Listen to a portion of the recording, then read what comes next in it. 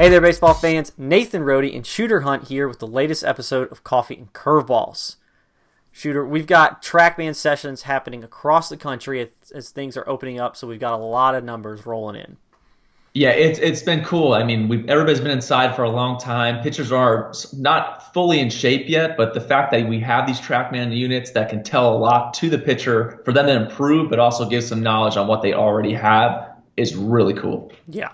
So we got a few players that we want to talk about that have been on sessions already. But before we get into that, let's talk real quickly about TrackMan, PBR, the importance of it, and what it all means. Obviously, if you saw several weeks ago, a few months ago actually, probably at this point, we've partnered with TrackMan. Our guys are getting the portable B1 units sent to them across the country, which will allow them to set up pretty much anywhere. There obviously are certain parameters that you need to set up, but you can do hitting sessions, you can do bullpen sessions to really get all of this data on these players that teams and colleges are looking for.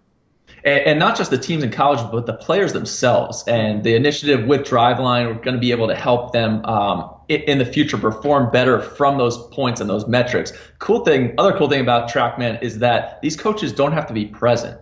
It tells so much about the player from a distance, so that these coaches, and now we have a narrower recruiting window, they're going to have to make good choices and who they're going to see. They can't afford to lose days tracking down a guy who might be up to 90 or might be here. No, TrackMan's going to tell the truth because of their precision, their exactness, just their commitment to excellence in the industry is going to allow these coaches to make better decisions on where to go when they're recruiting.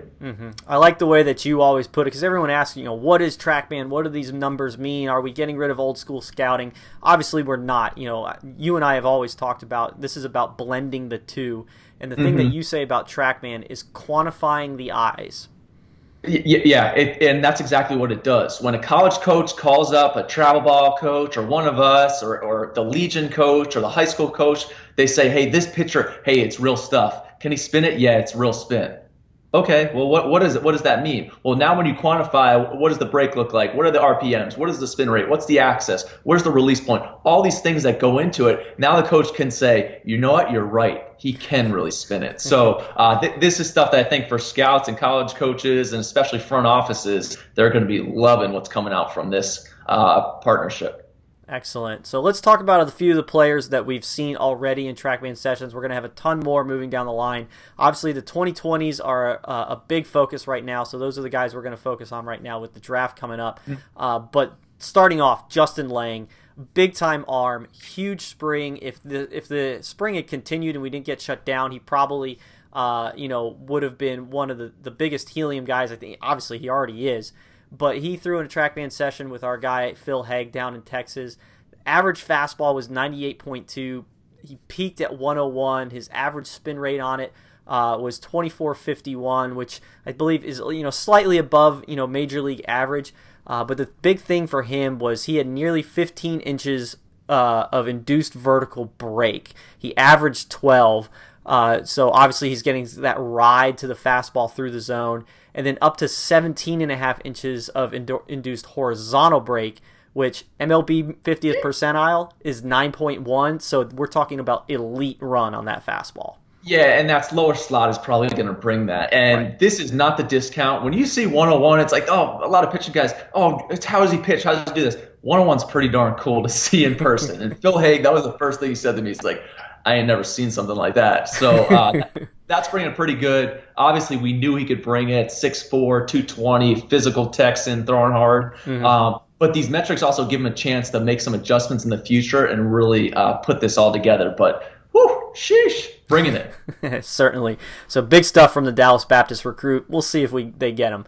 But like we said, you can do hitting sessions with this too. And Caden Grice got on it down in South Carolina. He's an arm too. He's got a lot of upside on the mound, but that bat, you can't ignore that power.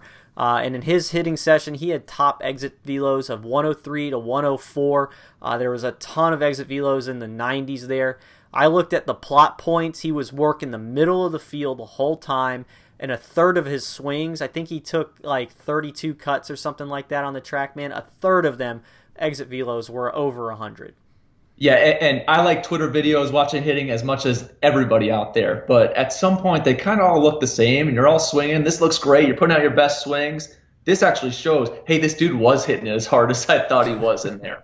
And the sweet stroke that we're seeing, we're able to put together like, wow, that barrel does stay in the zone. He's able to do this. It is going a long way. That's how he approaches his launch angle. I've always liked the bat from Caden Grice. I think pitching down the line, if he has to move to there, he can. But for now, he's going to start getting those at bats, and whether it's at Clemson or professionally, he's in good hands either way. He certainly is. So another guy from Arkansas, but did this down in Texas with Phil Haig. Phil Haig really reeling the guys in recently. Markevian Hentz, he topped out at 94.3. The thing that Phil said about him is he flashed good metrics, didn't sustain the consistency of those metrics across the bullpen, which is conducive to, a good, young, talented arm. The metrics are in there, but it's a matter of finding that consistency, so it's not uncommon, but certainly a lot of upside with Hentz.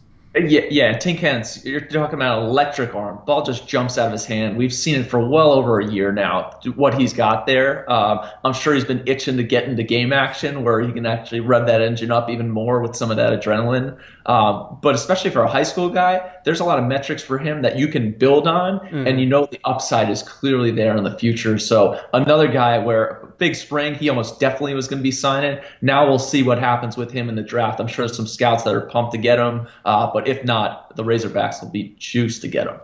They certainly will. So, but again, from Texas, a Texas Tech recruit at 6'1", 175.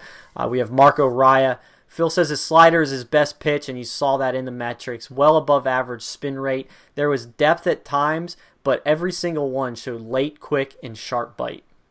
Yeah, I remember when Marco Ryle emerged on the scene, and there were coaches just banging down, getting over to his bullpen. But he can really spin it, and the metrics are showing you. We're quantifying the eyes. Hey, this guy's got a real wipeout slider. Oh wow, all the numbers say he does have a wipeout slider. So Raya, definitely another guy who, with a big spring, would have been probably a riser throughout. But again, we'll see. Texas Tech is not a bad option as well. Excellent. I like you giving us that little doot soundbite there. So we're definitely going to use that down the line.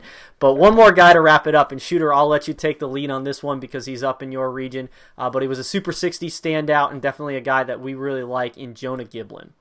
Yeah, Oregon State recruit from the state of Washington. And the coolest thing about watching him was that, hey, everybody's kind of in quarantine. Washington was one of those epicenters for things. So it's not like they're going out and getting tons of bullpens in, tons of long toss in. He was still getting his workouts in. Listed when we saw him in the winter, 6'4", 210. I think he's slimmed down. It's really wide-shouldered frame, super athletic. One of the more athletic frames that I've seen. And what's cool is that he's not peaking. I think that's where Trackman really comes into play. He's not at the top. He's not peaking velocity-wise. He was 86 to 88 in a working bullpen session, so he's actually working on some things. But what Trackman was able to say and what we were able to quantify at the Super 60 was that it's some serious induced horizontal break. So that thing is really running, and especially on right-handers. He comes from a low slot, about 2-3. It's nearly sidearm slot at times. But what stood out to me as well, even beyond the metrics of the fastball, which are going to